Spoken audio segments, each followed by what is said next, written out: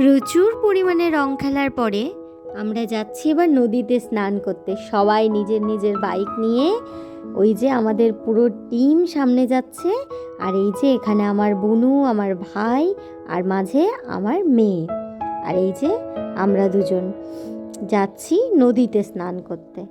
রাস্তাটা যারা যারা চেনো তারা কমেন্টে জানিও, আর ভিডিওটা ভালো লাগলে লাইক, কমেন্ট, শেয়ার, আর প্লিজ চ্যানেলটা আমার সাবস্ক্রাইব করে দিও। এই যে আমাদের আনন্দের আর সীমা নেই, কত মজা হচ্ছে। সব নদীতে যাচ্ছি, বাড়ির কাছে নদী থাকা সত্ত্বেও যাওয়া হয় না। অনেক দিন পরে সবাই মিলে যাচ্ছি বলে খুব মজা হচ্ছে। এবার একটা জিনিস দেখবে তোমরা, সামনে দেখো দুজন মাতাল মদ খেয়ে একেবারে পুরো চুর। ওদের দেখে মনে হচ্ছে কত যে ভালো বন্ধু। ইয়ে দোস্তি। তারপরের লাইনটা কি হবে তোমরা বলো দেখি। থাক ওরা ওদের মতো, আমরা বেরিয়ে পড়লাম। আজকে তো ওদেরই দিন।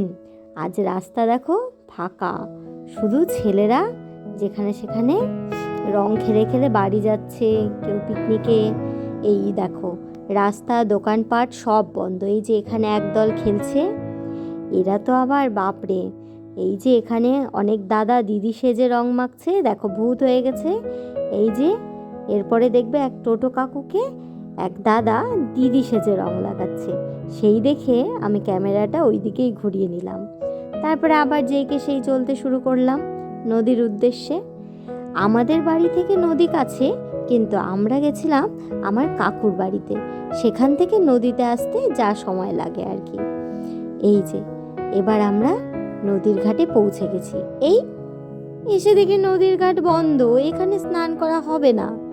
তারপরে পুলিশরা বলল একটু এগিয়ে যান, ওদিকে স্নান করতে পারবেন। তাই আমরা এগিয়ে যাচ্ছি। দেখো নদীর জলটা কি ভালো লাগছে দেখতে। ভাগ্যিস সেদিন একটু রোদ বেরিয়েছিল, আগের দিনই বৃষ্টি ছিল। বৃষ্টি হলে একদম পুরো রং খেলাটাই মাটি হয়ে যেত।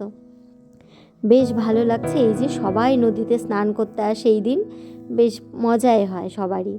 আমরা এখানে থেমে যাব, এখানে রেখে আমরা এই যে আমরা নদীর ঘাটে নেমে পড়েছি স্নান করার জন্য। এদিকে হাই করো। হাই, আজকে আমরা স্নান করতে এসেছি।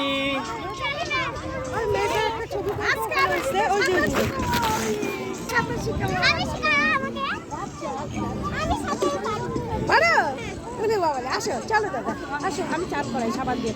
সাবান শ্যাম্পু কি করলাম? হ্যাঁ ইয়া সাবানগুলো কি করলাম? এই যে আমার ছোট কাকিমার কি নাচ, এত আনন্দ হচ্ছে, সাথে আমিও একটু শুরু হয়ে গেলাম। সবাইকে হ্যাপি হোলি বলছি। এই যে হ্যাপি হোলি। বেশ মজা হয়েছে আমাদের।